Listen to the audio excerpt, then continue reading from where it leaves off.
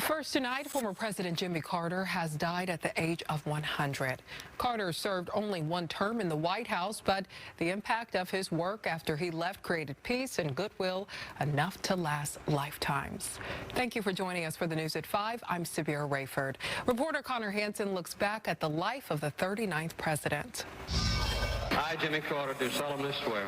James Earl Carter was born in Plains, Georgia in 1924 to peanut farming parents. He attended the Naval Academy, married his college sweetheart, Rosalind Smith, and served in the Navy for nearly 10 years. After returning home to Georgia to run the family business, Carter turned to politics, elected state senator in 1962 and governor of Georgia in 1970. I am a candidate for president. Carter went from an unknown candidate in 1974 to the 39th president of the United States. President Carter's greatest triumph came in 1978 when he brokered talks between the leaders of Israel and Egypt, ending years of fighting between the two countries. Carter also faced his share of problems in the White House, including oil shortages, high unemployment, and double-digit inflation. And in November 1979, Iranian militants captured and held 52 American embassy employees hostage in Tehran. The hostages weren't released until the day he left office, months after losing his re-election bid to Ronald Reagan. Carter returned to Georgia and turned his efforts to promoting peace around the world, including a trip to Cuba in 2002, the first American president to visit in more than 40 years, to call for the U.S. to end its trade embargo. Later that year, the former president won the Nobel Peace Prize. In 2015, Carter announced he had melanoma that had spread to his liver and brain, tackling the diagnosis with a measure of faith and fortitude.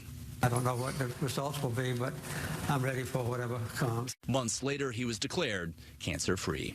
In 2018, he joined 4 other living presidents at the funeral service of George H.W. Bush. Like Bush 41, Carter lived a life of charity and nonprofit work. He was often seen with a hammer in hand, building homes for the poor as part of the Habitat for Humanity project all the way into his 90s.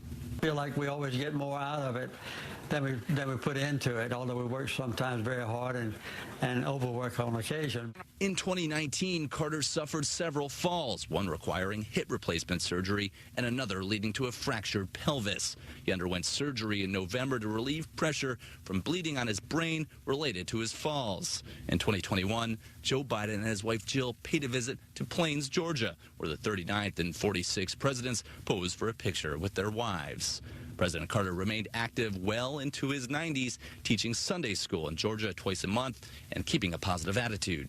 I've had a wonderful life. I've had thousands of friends, and I've had an exciting and adventurous and gratifying existence. At 99, the former president left hospice to be by Rosalind's side for the final time, bidding his wife of nearly 8 decades farewell at her funeral services. Connor Hansen, Fox News.